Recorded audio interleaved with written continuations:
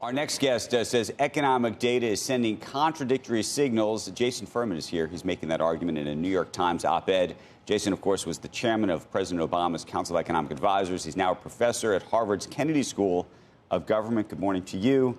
We have this hot number. I point to Joe because Joe was mentioning it earlier. I assume you have to be happy about 4.3%. Oh, yeah. 4.3% growth GDP is great. growth, right? It's great, yeah. Do you believe it's real? Do you believe it's sustainable? I'm not sure. Every time you see a really high number, you want to shade back towards normal. Just like when we saw a really low number in the first quarter, we wanted to shade back towards normal. Some things like the extraordinary growth in net exports was a big part of that. I don't think something like that will last. But even stripping all that noise away, you're still left with something quite good. And when you think about what comes next for 2026, where does this all head? Look, the strange thing here is we have the unemployment rate rising pretty quickly. Usually when it starts to rise a bit, it rises a lot and you end up in recession. So if all you had were the jobs numbers, we'd all be doing our recession probabilities right now. Is it 30%? Is it 50%? Is it 70%? But then we have this GDP growth number, and that just gives us our boom probability. But is this a productivity story then? By the way, when you look at the unemployment piece of it, what do you ascribe that to? Is that an AI situation? My hope is that it was just the huge number of federal workers laid off. It was the largest 2-month job loss for federal workers outside of census workers that we've ever seen. And so maybe that's just temporarily scrambling the unemployment numbers. But, these data get revised.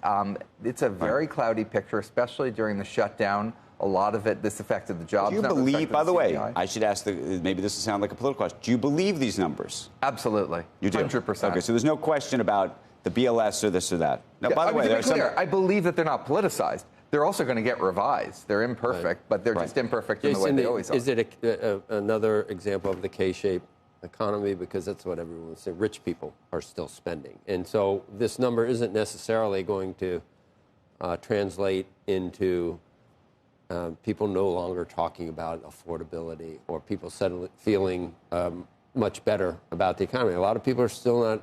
It's hard to feel 4.3% GDP.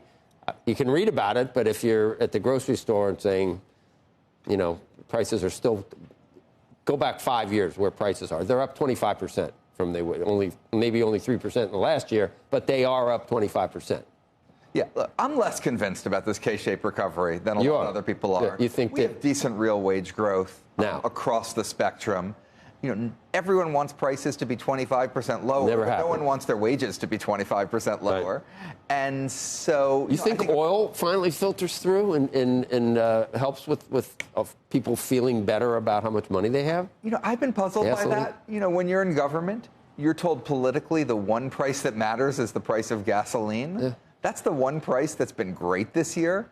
And I sort of feel a tiny bit bad for President Trump that he doesn't get any credit for that gasoline $2.50 a gallon. I was paying that to North Carolina and South Carolina. Yeah, consumers are just in this sort of whatever the highest price is the price they're going to focus on and be upset about.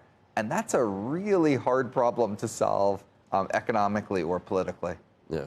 Tariffs, the 4.3% was in spite of or in some cases because of tariffs. And what I mean by that, the president is saying that money is coming in here from abroad. He uses $18 trillion.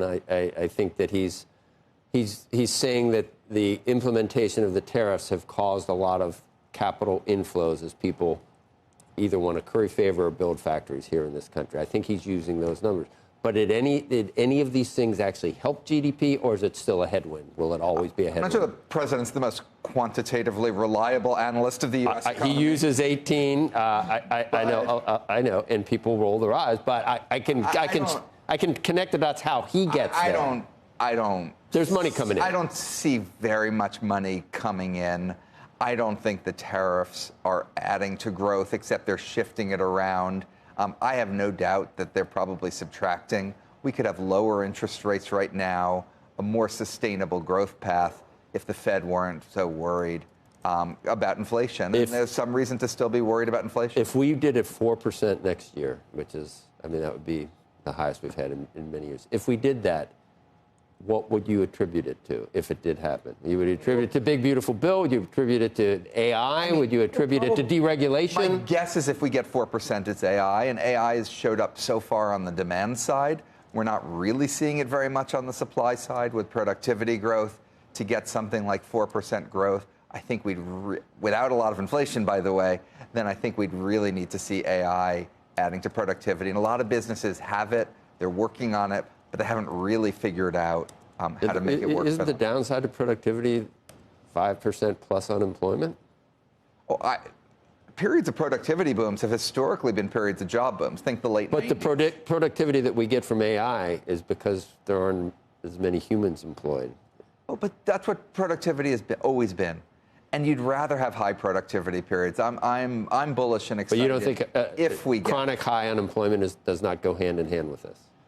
No one knows. With AI, it's going to be something new. I think we should be prepared for that. But I would bet on the more AI we get, the more prosperous we all are. And it's two other pieces into this. So tariffs. We haven't really hit tariffs. No, I was just talking. Well, no, but we haven't hit the question of if the tariffs get fundamentally removed, right? What happens? Could you Nobody see knows. a sort of re-scramble they do it another way, of the probably. entire economic system if, in fact, the Supreme Court comes back and says this is illegal, either because we have to repay or because maybe they say prospectively it's not real, right. It's illegal, and then what the White House does to try to keep them going, how other countries therefore respond, what could that do to the whole system? Yeah, part of why I think we haven't seen that much inflation from the tariffs, and we've seen some. You see goods prices up in a way you wouldn't have seen absent these tariffs, is businesses are holding off because they expect to win in the court. The administration has a lot of bravado that they're going to get everything back through other means. I don't think they can get things back through other means. Other channels like 232, national security, they take time. You can't just wake up in the middle of the night, decide you don't like some country and slap a tariff on the way President Trump does. So I think we're at peak tariffs, and they're coming down. Are you pleased with the amount of money we're bringing in? I mean, one of the things we've talked about a long time about is the debt, national debt. What are we at, 38 trillion now? Mm-hmm. Well, so do you say to yourself, this is a nice one way to chip away at it? Look, we're all looking for more revenue to somehow deal with this at some point. It's a terrible way to raise revenue. First of all, it's a sort of random what gets taxed by it.